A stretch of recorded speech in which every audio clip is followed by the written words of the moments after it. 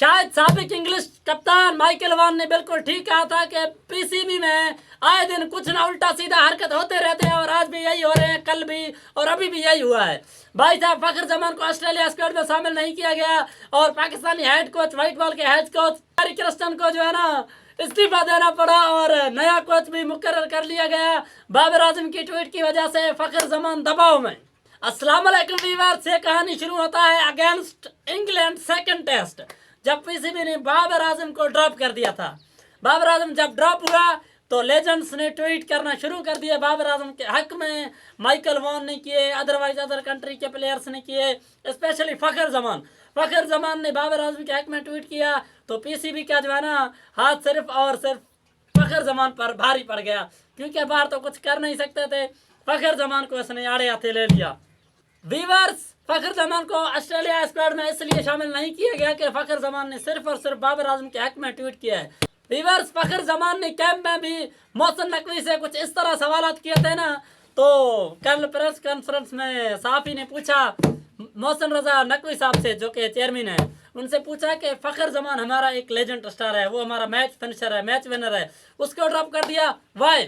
तो पीसीबी के चेयरमैन मोहसिन रजा नकवी साहब कहते हैं कि जी फखर जमान का वो थोड़ा ट्वीट का इशू है, लेकिन वो इतना इशू नहीं है, लेकिन उसका जो है हमारा सिलेक्शन कमेटी है उसने बताया उसका फिटनेस टेस्ट पता नहीं सही नहीं है, ये है वो है।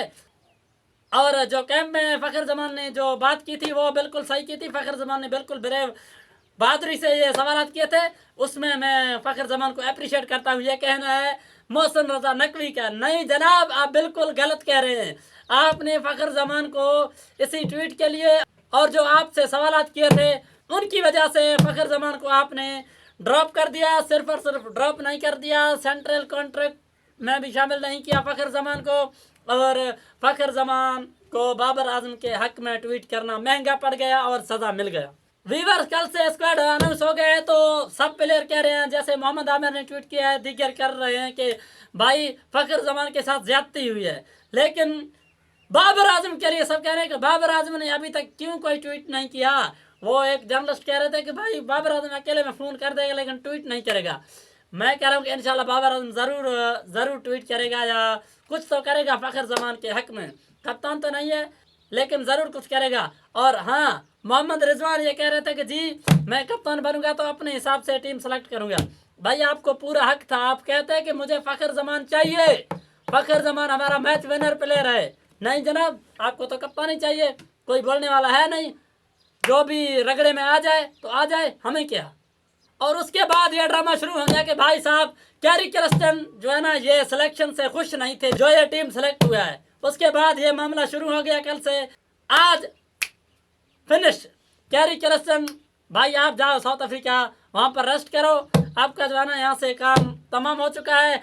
और जैसन गिलस्पी जो हमारे कोच हैं, हेड कोच हैं उसके रेड बॉल के, उनको वाइट बॉल का कप्तान हेड कोच भी बना लिया गया, मुकर्रर कर लिया गया। ये जो है ना कारनामे पीसीबी में हो रहे हैं, ये ड्रामा चल रहा है, पाकिस्तान क्रिकेट बोर्ड मजाक बन के रह गए, पता नहीं क्या हो रहा है, आए दिन किसी को कुछ खबर नहीं है। प्रभु है हरि राम कृष्ण जगन्नाथ, मुझे क्या हुआ। तो सबसे ज्यादा नाइंसाफी हुआ है वो फखर जमान से हुआ है। भाई फखर जमान, यार फखर जमान को आप लोगों ने ड्रॉप कर दिया, कमाल कर दिया। फखर जमान हमारा मैच विनर, फखर जमान ने हमें चैंपियन ट्रॉफी जितवाया, फखर जमान ने हमें 400 प्लस स्कोर लगाया था ना न्यूजीलैंड इंडिया में, फखर जमान की वजह से हम वो मैच जीते।